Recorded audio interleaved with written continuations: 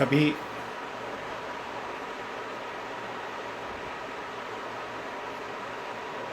सभी शिक्षक बंधुओं को, मेरे शिक्षक साथियों को मेरा नमस्कार।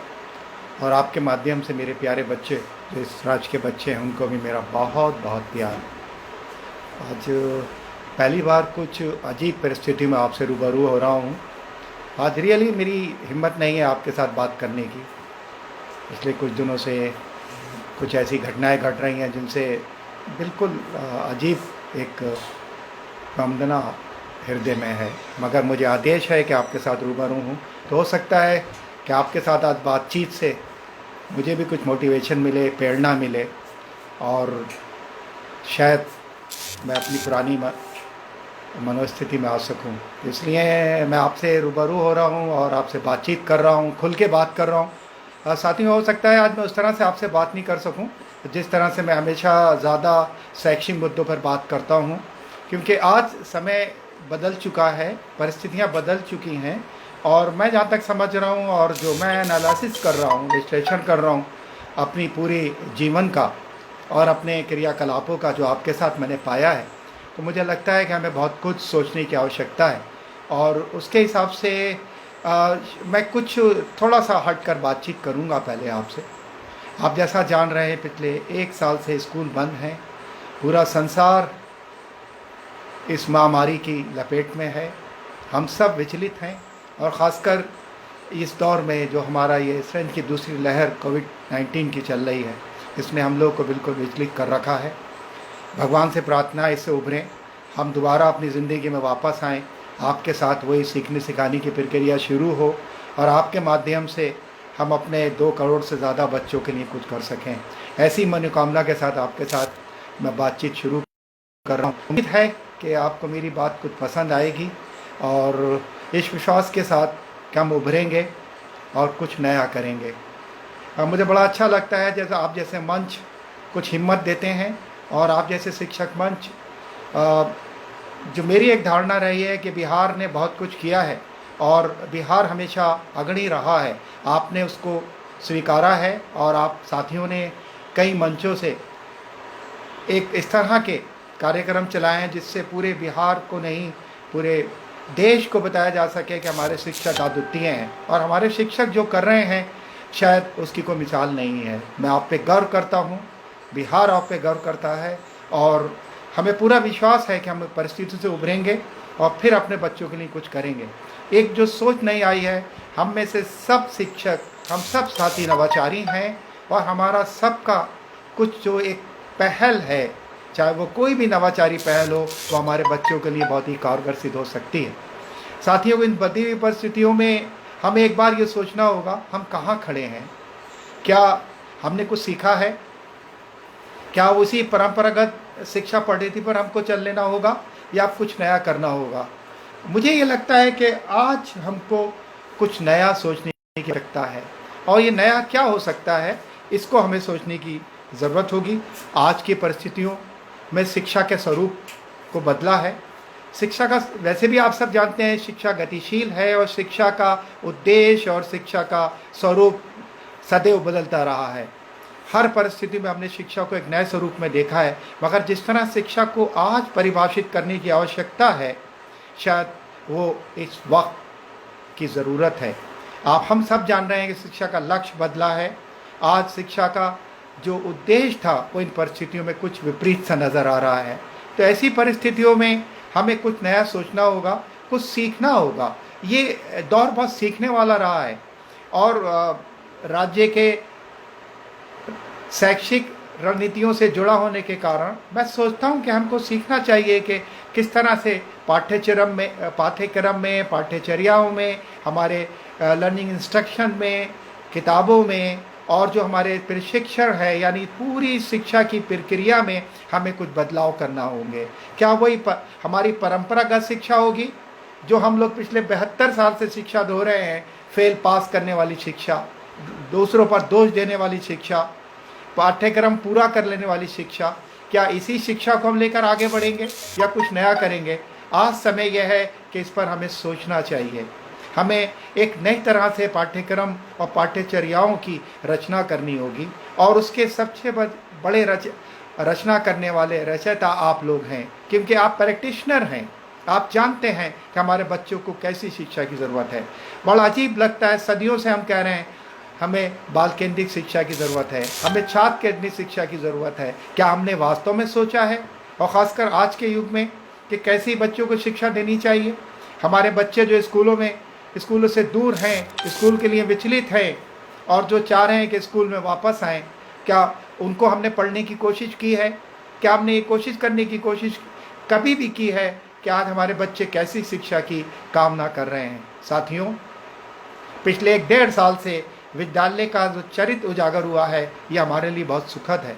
आप सब जान रहे हैं कि बच्चों को जहाँ तड़प है विद्यालय खुलने की, वहाँ हम में भी एक चुभन है कि कब हमारा विद्यालय खुलेगा, कब बच्चों के बीच में होंगे और कब हम बच्चों के साथ उन किलकारियों में आह बढ़ते होंगे, बच्चों को सिखाते होंगे, उनके साथ हंसते बोलते होंगे। ये सारी हमारी मनोकामनाएं हैं, भगवान इनको पूरा करें। अगर इनको आधार मानकर हम अपने पाठ्यक्रम में परिवर्तन करें, हम एक परंपरागत एक नई सोच के साथ, एक शिक्षा नीतियों के साथ आगे बढ़े, तो शायद हम कामयाब होंगे। एक बड़ी सोच आई है, हमने एक बिल्कुल परंपरागत पाठ्यचर्याएँ बनाई। हमने एक पाठ्यक्रम को बिल्कुल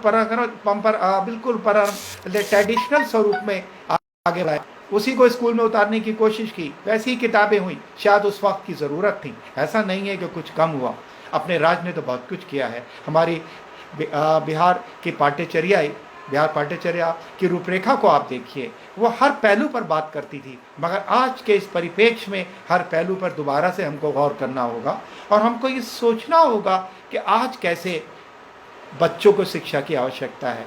अगर हम सभी मिलकर सोचें, जो हमने 1-1.5-2 साल में सीखा है उस पर चर्चा करें, तो शायद हम एक नए युग की शुरुआत कर सकेंगे। और जो बहुत कुछ सीखा है इस कोरोना ने हमसे, बहुत कुछ हमसे छीना है, शायद ये हमारे लिए एक सीख होगी कि हम कुछ कर सकें। आज समय यह है कि हमको अब देखना होगा भविष्य की शिक्षा पर, हमें इमरजेंसी एजुकेशन पे देखना होगा, हमें अपने आप को तैयार रखना होगा हमेशा कि आने वाले काल में किस तरह की शिक्षा की हमें आवश्यकता होगी, और उसी तरह से हमें अपने बच्चों के लिए ये ताना बुना शिक्षा का बुनना होगा। इसके लिए हम सबको तैयार होना होगा। साथियों, आज की उम्र आप देखें, सबसे ज़्यादा हमारे बच्चों को ज़रूरत है साइकोलॉजिकल उनके डेवलपमेंट की। जिस तरह के एक अजीब उनके अंदर एक भावनाएं आ रही हैं, वो एक सोशियोलॉजिकल जो उनका एक स्वरूप होता था उससे पीछे हट चुके हैं, मनोवैज्ञानिक तौर पर बहुत ही दुखी हैं, बिल्कुल अलग थलग हैं। ऐसे में हमें किस तरह के पाठ्यक्रम को, हमें कैसी एक्टिविटीज़ को जोड़ना होगा अपने विद्यालय से, इस बात पर हमको गौर देना होगा। हमको ये देखना होगा आज के युग में जब हम इस कोरोना की महामारी से गुजर रहे हैं, किस तरह का माहौल है, कहाँ गया वो हमारा कोऑर्डिनेशन, कहाँ गया हमारा वो भाईचारा। हम बिल्कुल अपने आप को अलग थलग करे हुए हैं। हम अपने एक भाई को 15,000 रुपए का सिलेंडर बेच रहे हैं, एक ऑक्सीजन जो हमारे लिए, जिसके लिए हम बच्चों को सिखाते थे पेड़ लगाओ, ये ऑक्सीजन देते हैं, हम उनको सब कुछ पढ़ाया करते थे, आज उसका इंजेक्शन देने के लिए हम लोग भीख मांग रहे हैं। किस स्थिति से गुजर रहे हैं? क्या यही हमारी शिक्षा थी? क्या यही हमने 72 साल कमाया था? क्या यही इसलिए हमने शिक्षकों को बनाया था? साथियों, बहुत कुछ सोचने की ज़रूरत है, भावुक होने की हमको ज़रूरत नहीं है। हमको अपने आप को अब तैयार करना होगा, और इस तरह से तैयार करना होगा कि आने वाले पाठ्यक्रम, आने वाले हमारे पाठ्य पुस्तकें बच्चों को एक नए स्वरूप दे सकें, उनको एक नई जागरूकता, एक नई भावुकता के साथ उनमें एक नया मनोविज्ञान हमें पैदा करना होगा। जब हम शैक्षिक मनोविज्ञान की बात करते हैं, तो आज हमको इस तरह के मनोविज्ञान की बात करना होगी जो हमारी ज़रूरतों को पूरा कर सके, और ये सब आप ही कर सकते हैं, आप ही को करना है। सब लोग आप ही की तरफ निगाह लगाए बैठे हैं। आपको एक नया इस तरह का एक रणनीति तैयार करना होगा जिससे ये सब कुछ हो सके। नहीं तो लगता है समाज बहुत कुछ खो चुका है, बहुत कुछ खो चुका है, बहुत कुछ हमारा उजड़ चुका है। अब हमें एक नए समाज को रचना होगा, और उसमें हमारे बच्चे ऐसे हों कि वो जब हमारे इस स्थिति में आकर खड़े हों तो हमारी तरह विचलित नहीं हो। साथियों, वो एक दूसरे को इस तरह से नहीं देख रहे हों, वो कोऑर्डिनेशन की निगाह से देख रहे हों, वो एक दूसरे के लिए बिल्कुल अपने आप को साथी बना कर रखे हों। हमको इस तरह की शिक्षा देनी होगी। हमको अपने साथ साथ जो हमारे समाज की शिक्षा की भी बात करनी होगी। मुझे आज लगता है कि समाज में जो हमारे प्रोग्राम चले, चाहे वो पौर शिक्षा के कामयाब हो, टोटल लिटरेसी के प्रोग्राम हो, उसमें भी कई कमी नज़र आती है। हमने उनको सिर्फ साक्षर बनाने की बात करी, हमने ये बात नहीं करी कि उनमें नई भावनाएं आए, उनमें इस तरह की भावना आए। हमने कभी आज तक प्राइमरी हेल्थ सर्विसेज की बात ही नहीं करी। हमने क्यों नहीं उनको बताया कि प्राइमरी हेल्थ सर्विसेज कितनी ज़रूरी है, कभी भी इमरजेंसी में, कभी भी किसी महामारी में हम कहाँ गुजर सकते हैं। हमने उनसे बात नहीं करी। हमने उनको सोचा कि वो हस्ताक्षर करने लगें, वो 4 अक्षर पढ़ने लगें, और इसी को हम लोगों ने एक पूर्ण शिक्षा का कार्यक्रम समझ लिया। ये सब हमें आज बता रही हैं। हो सकता है ये सब कामयाबियाँ रही होंगी इस वक्त, मगर आज जो समय है वो हमें बता रहा है हमें इन सबको करना होगा। मैं आपको तैयार करना चाहता हूँ साथियों, कि आप तैयार होइए एक नए युग के लिए, एक नए युग के बच्चों की शिक्षा के लिए, उनके लिए नई रणनीतियाँ रचने के लिए, उनके नए एकेडमिक स्वरूप को एक नया आदान प्रदान करने के लिए। ये मेरी आपसे अभिलाषा है, मेरी आशा है आज के दिन। और मुझे उम्मीद है कि आपने मुझे बहुत प्यार दिया है। आप एक नई सोच के साथ आज की शिक्षा को आप सोचेंगे, उसको समझेंगे। इसके साथ साथ मैं आपको बताऊं कि हम लोग अब पूर्व आग्रह छोड़ें। हमारे लिए बच्चों के पूर्व आग्रह हैं कि बच्चा ये चाहता है, ये चाहता है, वो चाहता है, हमें उसको बिल्कुल भूलना चाहिए। हमें उनके बीच में रहना चाहिए। भगवान की बड़ी कृपा है, हमारे पास 400 लोगों की एक शिक्षकों की फौज है, और हम लोग 2 करोड़ से ज़्यादा बच्चों को शिक्षा देते हैं, उनके बीच में जाते हैं। क्या हम ये 4 लाख शिक्षक जाकर ये नहीं जान सकते कि बच्चे किस तरह की शिक्षा चाहते हैं, क्या बच्चों को किस तरह की शिक्षा देनी चाहिए? और आने वाले समय में जब नया एजुकेशन पॉलिसी आ चुका है, तो हमें क्या वैसी एक शिक्षा की रचना नहीं रचना चाहिए?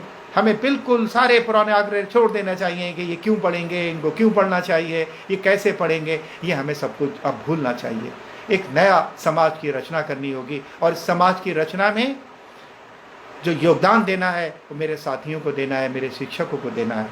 साथियों, आज बहुत जो हमारी मानसिक स्थितियां हैं, इनसे हमें उभरना होगा।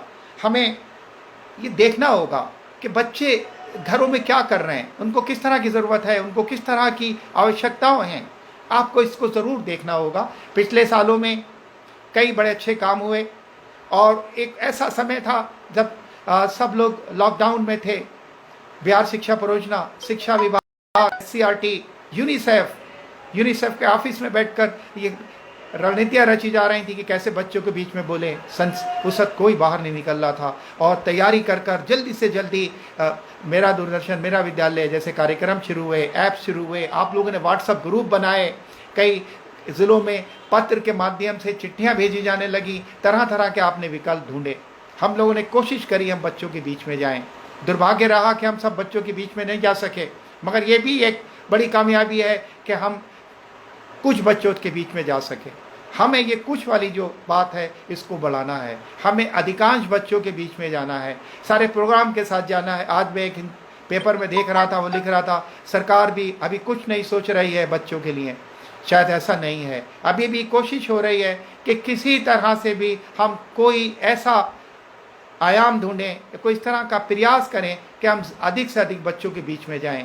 पिछले साल के पूरे कार्यक्रम के बाद, पूरी कोशिशों के बाद, हमारे शिक्षक इस स्थितियों में हमारे साथ रहे।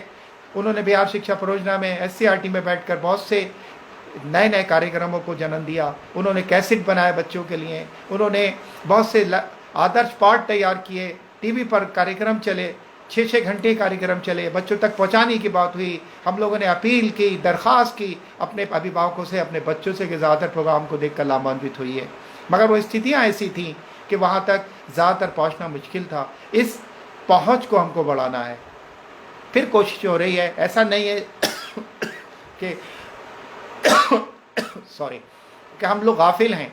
हम लोग कोई भी गाफिल नहीं है, सब बच्चों के लिए सोच रहे हैं। बहुत जल्दी फिर प्रयास हो रहे हैं कि किस तरह से पहुँचें। आप जैसे जानते हैं कि सिस्टम में कोई भी चीज़ की शुरुआत में थोड़ा समय लगता है और उसकी प्रक्रियाओं को पूरा करना होता है। मैं अपने सारे जो मेरे साथी हैं, जो अधिकारी हैं, जो सब लोग जुड़े हुए हैं, चाहे वो यूनिसेफ के साथी हों, चाहे वो बिहार शिक्षा परियोजना के साथी हों, या विभाग के हैं, या SCRT के हैं, मैं उन सब के साथ काम कर रहा हूँ और अभी भी जुड़ा हूँ।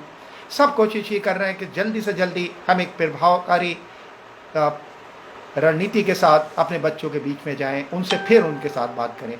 मुझे उम्मीद है कि वो प्रयास कामयाब होंगे। मैं यहाँ आपसे ये अपील करूँगा साथियों, आप जैसे भी हैं, आज हर बच्चे की पहुंच के अलग माध्यम हैं।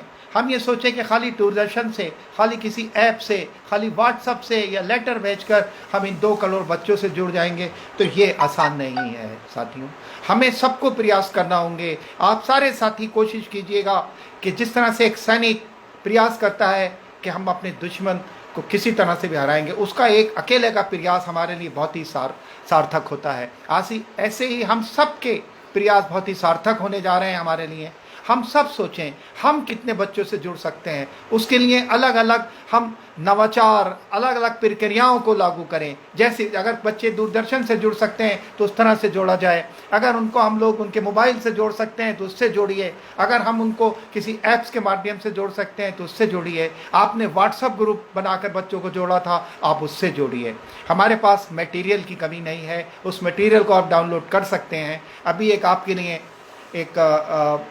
क्योंकि आप मेरे साथी हैं, मैं आपको बताऊं, ई लाइब्रेरी का विकास किया जा रहा है बिहार शिक्षा परियोजना के द्वारा। वो आपके बीच में बहुत जल्दी आने वाली है और उसमें पाठ्य पुस्तक के संदर्भित जो ऐप्स हैं वो, और बहुत से ऐप्स, निष्ठा के, दीक्षा वाले, ये बहुत से अन्य मटेरियल उसमें हैं। उस पर आप एक्सेस कर सकते हैं और उसके माध्यम से अपने साथियों, अपने बच्चों तक आप पहुंच सकते हैं।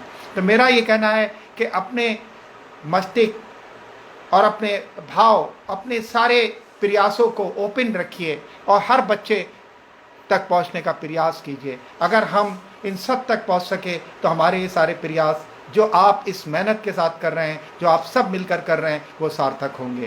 और इसके साथ साथ आवश्यक ये भी है कि हमें अपने जितने भी हमारे संसाधन हैं उनको लगा देना होगा, उनको इस तरह बिल्कुल बच्चों की पहुंच के लिए हमको किसी ना किसी तरीके से कर देना होगा। आप जान रहे हैं कि हम मान चुके हैं कि विद्यालय का करैक्टर जो है वो समुचित संसाधनों का एक करैक्टर है। वो ऐसा चरित्र है जहाँ सब कुछ मिलता है। विद्यालय को हम ये नहीं मान सकते कि खाली एक ज्ञान देने की दुकान है। वो एक ऐसी संस्था है, एक ऐसा संस्थान है जहाँ हम उनके समुचित विकास की बात करते थे, जहाँ हम उनको बहुत कुछ देते थे, जहाँ सामाजिक पहलुओं पर, जहाँ मनोवैज्ञानिक पहलुओं पर, और उसके बाद सबसे ज़्यादा आपका साथ उसके लिए बहुत बड़ा संसाधन बन जाता था। आज वो उनसे दूर है, तो इस दूरी में भी वो अपनी आंखों से, ललचाई हुई आंखों से आप ही को देख रहा है, आप ही को अपना माँ बाप मानता है, आप ही को सब कुछ करता है। तो अगर आप हमसे, इन बच्चों से प्यार करते हैं तो मेरा आपसे विनती है, हाथ जोड़ के विनती है कि किसी तरह से भी आप किसी माध्यम से इन तक पहुँचिए। मुझसे कहा गया था कि मैं रणनीतियों पर बात करूँ, मगर साथियों रणनीतियाँ फेल होती दिख रही हैं आज के युग में। हम कामयाब नहीं हो रहे हैं साथियों, हम उन तक नहीं पहुंच पा रहे हैं। आप जान रहे हैं कि प्रयासों के बाद भी उन तक पहुंच नहीं हो पा रही है। ऐसे में हमें सारे विकल्प खुले रखना है, हमें किसी तरह से भी उनके पास पहुंचना है साथियों। कैसे भी पहुंचना है ये आप निर्धारित कीजिए। आपका दिमाग नवाचारी है। आप तो वो लोग हैं जो पूरे राज्य में बता चुके हैं, पूरे राष्ट्र में बता चुके हैं कि नवाचारों से भला मस्तिष्क आपका जिस दिन काम करना शुरू कर देता है, हर काम को आप आसान बना देते हैं। मुझे उम्मीद है, पूरा विश्वास है कि अगर आप इस मनोभावना के साथ काम करेंगे तो इस बार हम इस परिस्थितियों में ज़रूर अपने बच्चों और अपने शिक्षकों के साथ पहुंच जाएंगे। मैं तो आपके माध्यम से अपने बच्चों के साथ पहुंचता हूं, इसलिए मेरी आशाएं, मेरा विश्वास आपके साथ है। आप जैसा जान रहे हैं कि जहां पिछले साल बहुत ही प्रयास हुए थे, दूरदर्शन, ऐप्स, टेलीफोनिक बातचीत, व्हाट्सएप ग्रुप, और उसके बाद में कई जगह पर यूनिसेफ की मदद से टोला में बैठकर बातचीत हुई, और वह खासकर दलित वर्ग के टोलों में बहुत अच्छे प्रयास हुए। अभिभावक भी उसमें जुड़े, तो काफ़ी अच्छी चीज़ें थी। ये जो भी हैं, कई रेज़्यूमे, कई अन्य संस्थाओं ने पत्र के माध्यम से हुआ, पहली बार पत्र जाने लगे, परेशानियाँ आई मगर गए। हम जान रहे हैं कि ये प्रयास 100% नहीं थे, मगर कुछ पहुंच हुई थी और इन्होंने हमें एक नया मार्ग जरूर दिखाया है। इसलिए हिम्मत नहीं हारना है साथियों, कोशिश ये करना है कि आगे बढ़ते चला जाना है और हम लोग मुड़कर पीछे नहीं देखेंगे, पहुंच को बढ़ाते चले जाएंगे। आप जैसा जान रहे थे, ये समय था कि हम कैचअप प्रोग्राम को आगे बढ़ाते। आप सबके साथ मिलकर हमने कैचअप प्रोग्राम में पूरे साल की कमियों को दूर करने का एक प्रयास किया था। कैचअप प्रोग्राम में कोशिश ही की गई थी कि जो साल पिछला गुजरा था उसमें लॉकडाउन था, बच्चों की पढ़ाई नहीं हुई थी, तो 3 महीने में और 60 दिन उनको माना गया था हम पिछले साल की कमियों को पूरा करेंगे। उसके लिए आपके साथ मिलकर एक अच्छा मटेरियल तैयार हुआ था। हम लोगों ने लर्निंग आउटकम को जो लेसन थे उनसे जोड़ा था, उसमें बहुत सी उनको गतिविधियां बताई थी और कोशिश ही की गई थी कि इन सारी गतिविधियों के आधार पर हम बच्चों के इन लर्निंग गैप्स को शायद पूरा कर सकेंगे। आगे के लिए हम लोग सोच रहे हैं कि आगे फिर 9 महीने के लिए एक नया ब्रिज कोर्स तैयार किया जाएगा जिसमें बचे हुए कोर्स को ब्रिज करने की बात की जाएगी। बहुत अच्छे प्रयास हुए थे, इतनी अच्छी गतिविधियां आई थी, इतनी अच्छी सोच के साथ आगे बढ़े थे, लग रहा था कि ये अचीव करेंगे। आप लोगों ने भी जो भावनाएं दिखाई, यहाँ पर ट्रेनिंग और ट्रेनिंग के बाद फिर ज़िलों में ट्रेनिंग, बड़ा अच्छा लग रहा था, पूरी तैयारी थी। मगर भगवान को शायद कुछ और ही मंजूर था, उससे पहले फिर हमारे विद्यालय बंद हो गए। जिस प्रवेश उत्सव में आपने कितना उनको सम्मान दिया था, सजे धजे स्कूल कितना अपने बच्चों के लिए अजीब तरह से इंतज़ार कर रहे थे और बच्चों का स्वागत कर रहे थे, आओ बच्चों तुम ही हमारे सब कुछ हो, तुम आ जाओ स्कूलों में। और बच्चे प्यार के साथ स्कूलों में आने लगे थे। वो दोबारा हम लोग भी बहुत खुश थे, मगर हम दोबारा वो कैचअप प्रोग्राम शुरू नहीं कर सके। मटेरियल पहुंचा, ट्रेनिंग हो गई, मगर बच्चों तक नहीं पहुंच पाया। मुझे उम्मीद है कि इसकी रणनीति बनाई जाएगी। बहुत अजीब लग रहा है, उसको किस तरह से पहुंचाया जाए, उसके लिए भी कोशिश हो कि कैसे वो क्या ऑनलाइन वे में पहुंचाया जा सकता है। आप जैसे लोग और मंच इस तरह की कोशिश कर रहे हैं। आप बिहार के टीचर से मुझे पूरा आप पर विश्वास है और आपसे यही कहना है कि आप कोई भी रास्ता अख्तियार कीजिए, चाहे वो कैचअप कोर्स हो, चाहे ऑनलाइन क्लासेस हों, बच्चों को आज इन्वॉल्व कर लीजिए, उनको अपने साथ जोड़ लीजिए और ज़्यादा से ज़्यादा बच्चों को जोड़िए। कोई भी प्रक्रिया आप जोड़िए, बच्चों को जोड़ लीजिए। अगर वो जुड़ गए तो वो जो इस परिस्थितियों से गुज़र रहे हैं, माँ बाप परेशान हैं, हाल बुरा है, बीमारी का पूरा घिराव है चारों तरफ से और बच्चे कैद हैं, तो उनको अगर ज़रा सा थोड़ा सा संसाधनों के साथ, थोड़ी सी सपोर्ट के साथ हम उन तक पहुंच गए तो शायद उनकी स्थितियां बदल जाएंगी और वो दोबारा हमारे साथ वापस आ जाएंगे। और अगर ये आ गए तो शायद हम जिस समाज की परिकल्पना कर रहे हैं, ये बच्चे उस समाज को रच सकेंगे। तो मेरा आग्रह यह है कि इस वक्त ज़्यादा सोचने का वक्त नहीं है। हमारे पास सारा संसाधन जो लिमिटेड हैं उन वही हमारे पास उपलब्ध है, उन्हीं का हमें सदुपयोग करना है, बस उनकी पहुंच बढ़ाना है। साथियों, आप में से ज़्यादातर साथी याद होगा हमारे उस अभियान के हैं जहां हम लोगों ने राज्य के करीब 30,000 अप्रशिक्षित शिक्षकों को प्रशिक्षित किया था। और वो कार्यक्रम हमारा ओडीएल डिस्टेंस लर्निंग जो था, आपको याद होगा कि अपने में एक मिसाल था। हम सब ने मिलकर उसकी रचना की थी, हमने उसको अपने आप बनाया था और अपने शिक्षकों की परिस्थितियों के अनुसार बनाया था। वो एक उदाहरण है आपके लिए। मैं एक छोटा सा उदाहरण आपको दे रहा हूँ कि उसमें हम लोगों ने इंटर्नशिप शुरू करी थी और इंटर्नशिप में हम इस आधार पे बनाया था कि जो सिद्धांत, जो फंडामेंटल कोर्सेज, चाहे वो प्रिंसिपल ऑफ एजुकेशन हो, साइकोलॉजी हो, हिस्ट्री ऑफ एजुकेशन हो, आप पहले साल पढ़ते हैं, उसको कैसे पेडागोगी से जोड़ेंगे। एक बहुत बड़ा अनुभव था। हम लोगों ने अपने चिंतकों को पहले साल पढ़ा था और जब दोबारा पेडागोगी की बात होती थी तो उन चिंतकों के साथ मिलकर हम लर्निंग प्लान बनाया करते थे, जिससे हम अच्छे प्रैक्टिशनर बन सकें। और जिन्होंने किया, अक्सर मैंने देखा लोग गिजू भाई, डेवी, महात्मा गांधी की बात करते थे, तो हम लोगों ने उनसे कहा कि कैसे इनके आधारित पर रची गई शिक्षा को आप बच्चों तक पहुंचाएंगे। और आप लोगों ने फिर कोशिश करी अपने लर्निंग प्लान में, याद कीजिए कि अपने चिंतक के साथ जहां आपने भाषाई शिक्षा की बात करी, आपने खेल खेल में शिक्षा की बात करी, तो किस तरह से आपने गिजू भाई को उतारने के प्रयास किए थे। ये एक समन्वय था शिक्षा का। आज भी इसी समन्वय, इसी आधार पर हमको अपने सिद्धांतों को अपने प्रैक्टिसों में बदलना होगा और उसके लिए आपको जोड़ना होगा। बिल्कुल टेक्नोलॉजी का ज़माना है, मैं आपका इशारा कर रहा हूँ टेक्नोलॉजी तरफ। इस टेक्नोलॉजी को आपको वर्क प्रैक्टिस से जोड़ना होगा और जब आप देखेंगे आपको कामयाबी मिलने लगेगी।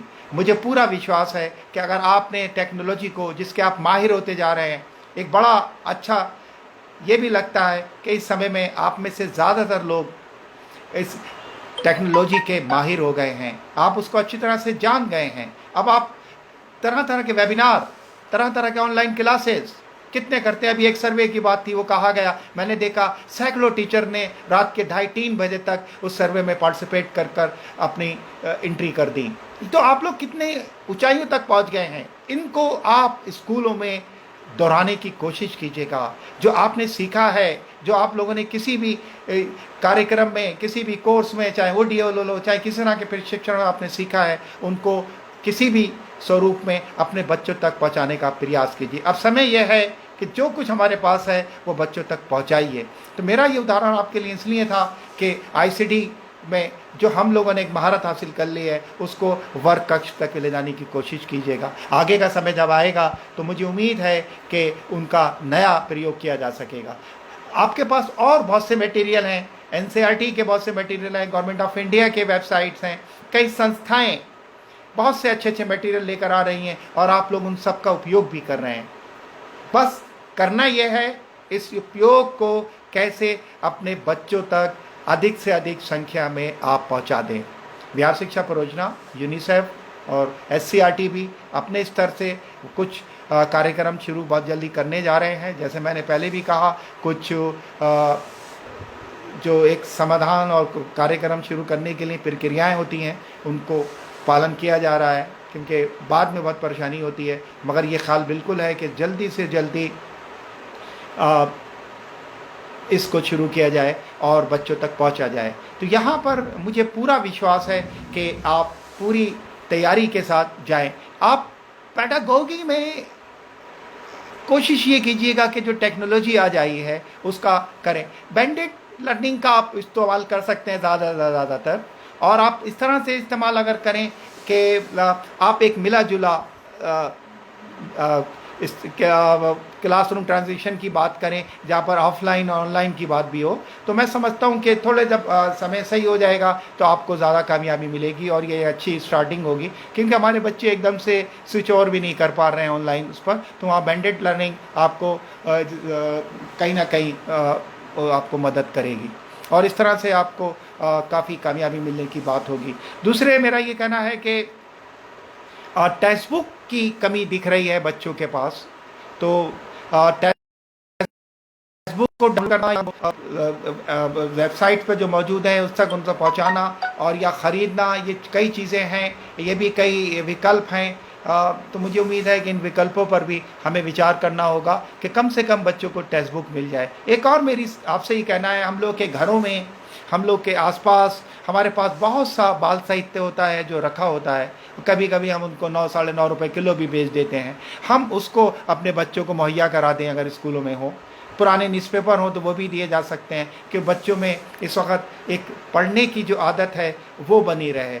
और मेरा ये कहना है कि आज मैं अपने बड़े भारी मन से आपसे कह रहा हूँ, मैं आपसे ये रिक्वेस्ट कर रहा हूँ, बच्चों का जीवन बहुत ज़रूरी है, बच्चों को इस वक्त जीवित रहना बहुत ज़रूरी है। हमें सबको इस महामारी से लड़ना बहुत ज़रूरी है। आप और हमारा बच्चों का जीवन बहुत ज़रूरी है।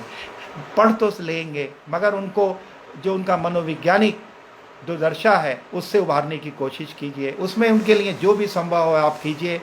और मेरा तो ये कहना है, हम सब कुछ कर लेंगे। हम में इतने साहस है कि इससे बीमारी से उभरने के बाद बच्चों के लिए अच्छे कार्यक्रम भी आ जाएंगे, कैचअप जैसे प्रोग्राम भी आ जाएंगे, बहुत कुछ आ जाएगा, ऑनलाइन क्लासेस भी आ जाएंगे, टेक्नोलॉजी भी आ जाएगी, सब कुछ आ जाएगी। हमारे बच्चे अच्छे रहें, आप अच्छे रहें और आप इस पूरी जद्दोजहद संघर्ष के साथ अपने बच्चों के लिए अच्छी अच्छी नौकरियों के साथ उन तक पहुँचते रहें। मैं ऐसी कामना करता हूँ। तो मुझे उम्मीद है कि बच्चों के जीवन की भी हमें चिंता करनी चाहिए, हमें ऐसे प्रयास करने चाहिए कि इस वक्त सबकी सुरक्षा रहे, हम सब सुरक्षित रहें और उसके साथ साथ हम बच्चों के साथ पहुँचे भी। एक और मेरा आपसे आग्रह ये होगा कि आप लोग अपनी तरफ से जो आपकी विद्यालय शिक्षा समिति अगर संभव हो, कई विद्यालय शिक्षा समितियों में मेरे कई साथियों ने बताया कि कई अच्छे साथी हैं या हमारे कुछ शिक्षक जो स्थानीय स्तर पर रहते हैं, अगर थोड़ा सा माहौल सही होने के बाद वो प्रयास करें कि बच्चों को किसी भी माध्यम से अच्छी तरह से उनके साथ पहुंच हो सके, चाहे वो टीवी हो, मगर कि टीवी घर में ही देखें, किसी के घर पर नहीं जाएं और भीड़ भाड़ में नहीं जाएं। क्योंकि मेरा पहला मानना यह है, पहले मेरी इस सारी आज आपसे बातचीत का उद्देश्य और लक्ष्य ये है, बल्कि मेरी विनती है कि हम सब सुरक्षित रहें, हमारे बच्चे सुरक्षित रहें, बाकी तो सब कुछ हो ही जाएगा, कोई चिंता नहीं करें। हम उनको जो उनकी ये सब लॉस है वो सब की भरपाई करा देंगे। मुझे इस पर पूरा विश्वास है, अपने राज पर, अपने बच्चों पर। आप लोगों के कुछ क्वेश्चन हैं और मैं चाहता था कि उनको लूं, मगर समय का अभाव है। मैं फिर बाद में कभी मिलूंगा तो आपसे बातचीत करूंगा। मेरा बस इतना ही कहना है एक बार पुनः कि आप लोग अच्छी तरह से अपने आप को रखें, कुछ करते रहें, और ख़ासकर वो शिक्षक जो अपने घरों पर हैं, कम से कम 2-3 जो स्किल हैं लर्निंग के, रीडिंग, राइटिंग, पढ़ना, कुछ और पेडागोगी की किताबें, इन सब पर अध्ययन करते रहिए, कुछ नया नया करते रहिए और एक दूसरे को, आपके पास बहुत से माध्यम हैं, उन तक पहुंचाते रहिए। अगर ये सारी चीज़ें आप तक पहुंची और एक दूसरे तक आपने पहुंचाया तो नई राहें निकलेंगी और नई राहें हमारे लिए एक नई चेतना देंगी और हमारे इस चुनौती को स्वीकार करने के लिए हमारी मदद करेंगी। बस आग्रह यही है, धुन से, राजनीति से ऊपर उभरिए, अपने बच्चों के बारे में सोचिए, अपने समाज के बारे में सोचिए, अपने बारे में सोचिए और बस प्रयास ही कीजिए कि हर बच्चे तक हम पहुंच सकें। मेरा यही आपसे कहना है, यही आप पर विश्वास है कि आप कामयाब होंगे और एक दिन ज़रूर आपके साथ मिलकर फिर हम गाएंगे, हम सब होंगे कामयाब। आप सबको शुभकामनाएं। विश्वास है कि बहुत जल्दी आपके साथ मिलूँगा और आपके साथ मिलकर हम सब काम करेंगे। बहुत बहुत धन्यवाद।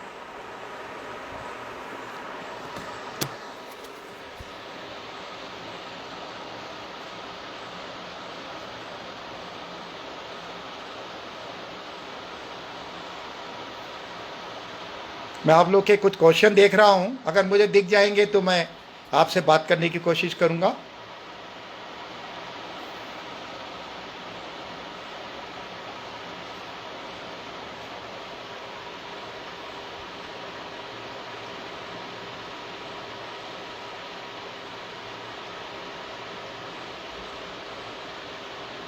मुझे कोई क्वेश्चन नहीं दिख रहा है, आपका प्यार सिर्फ दिख रहा है, उसके लिए बहुत बहुत आभार। मैं आपका हूँ, हमेशा आपका रहूँगा और आपकी मैं अच्छे जीवन के लिए, आपके सफल जीवन के लिए अभिलाषा करता हूँ। आप सब अच्छे रहें, यही मेरी गुजारिश है भगवान से, अपने खुदा से यही मेरी इल्तिजा है कि आप सबको अच्छा रखे, हमारे सब बच्चे अच्छे रहें, हमारे सारे ये शिक्षक परिवार अच्छे रहे। बहुत बहुत शुक्रिया।